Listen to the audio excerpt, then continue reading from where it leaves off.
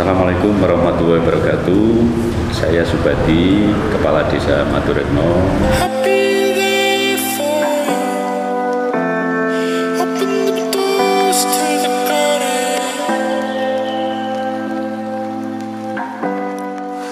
Manakala ada program tentang data, kita berembuk bagaimana kita mencetuskan atau kita menata data yang masih carut-marut.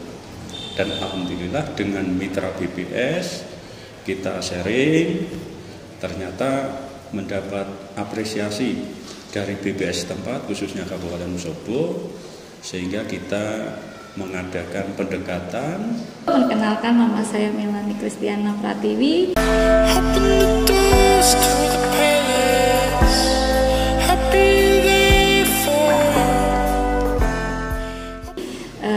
Di sini saya selaku kader di Desa Maturetno. Nama saya Diah Dikanti. Saya bukan perangkat desa, saya hanya kader desanya Maturetno.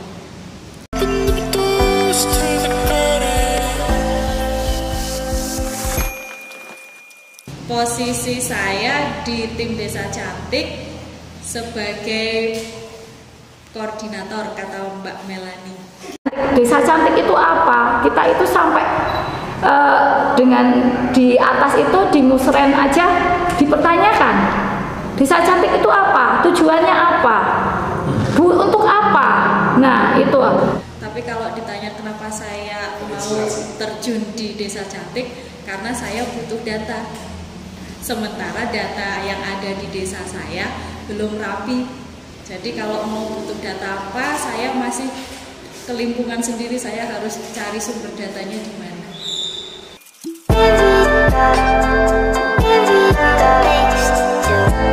Yang menginspirasi itu awal mulanya kami karena kebutuhan data kami ya. Istilahnya data yang selama ini itu dimintanya sakdek-saknyet itu.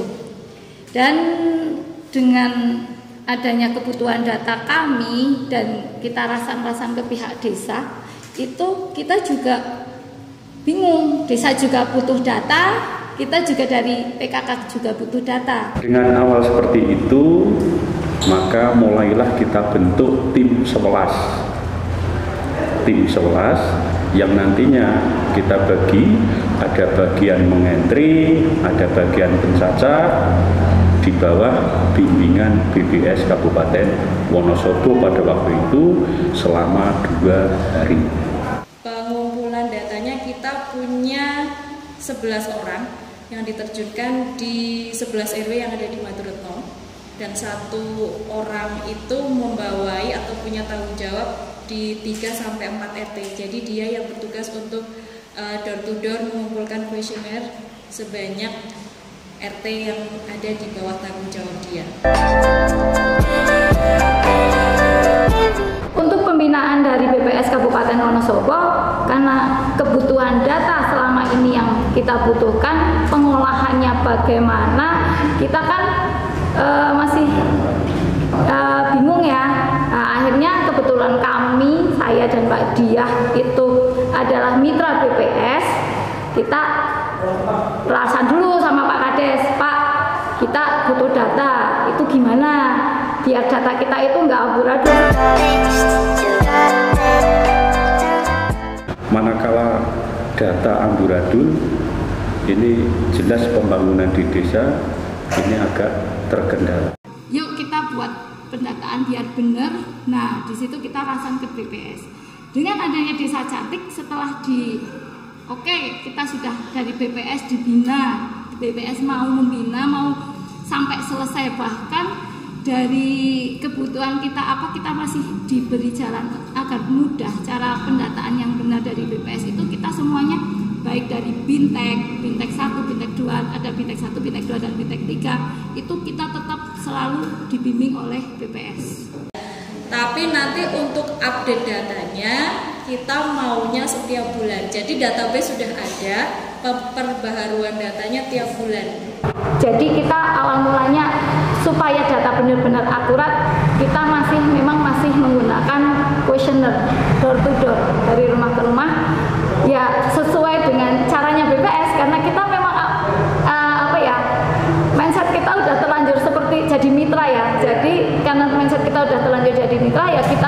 caranya, cara pengumpulan datanya masih menggunakan manual. Kita melakukan pendataan ini melibatkan beberapa unsur. Unsurnya dari kader RKD, kader lansia, Pak RT, Pak RW, perangkat desa setempat.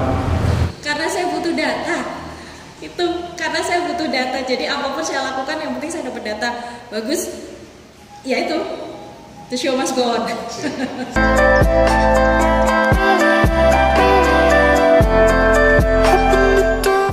Pihak yang lebih atas butuh bukti outputnya, data itu seperti apa kan? Akhirnya yang penting ini terlaksana dulu, kita buktikan dulu bahwa Desa Cantik ini bermanfaat dan outputnya masih ada. Alhamdulillah outputnya sudah kita rasakan, yaitu munculnya Maduretno dalam angka. Itu di situ sudah dalam ada keterangan jumlah RT itu yang punya lantai tanah berapa, seperti itu ya, konsepnya hampir seperti KCDL mas pokoknya. Alhamdulillah dengan pendataan itu respon masyarakat sangat baik sekali, terutama di bidang data, sehingga tidak ada kesenjangan sekalipun. Kendala di dalam penjajahan sendiri, masyarakat awal mula saat kita mau mendata Desa Cantik, pikirannya masih data itu mau dipakai untuk bantuan. Pemikiran masyarakat itu mindsetnya masih itu, dan dengan adanya Desa Cantik itu setelah dilakukan pendataan penjajah di situ, kita jelaskan maksud dan tujuan dari penjajahan ini, pengambilannya untuk apa, akhirnya mereka baru memahami bahwa mereka mau didata. Kemarin yang dari Dinas Perumahan juga butuh, PLKB juga butuh, BKKBN juga butuh, Dinas Pendidikan butuh. Sepertinya hampir semua butuh data Desa Cantik kalau mereka mau menyadari. Ini manfaatnya cukup luar biasa, di mana untuk membangun desa ini memang kembali lagi ke data. Harapannya yang jelas data yang ada di desa lebih rapi, jadi desa punya pusat data. Jadi kalau ada data apapun yang keluar dari desa, satu suara, tidak pendataan untuk dinas apa berbeda dengan pendataan di dinas lainnya begitu. Kita punya slogan, di samping datanya apik apa wae tinggal klik, bahwa data itu sulit dan mahal. Lebih sulit, lebih mahal bekerja tanpa data.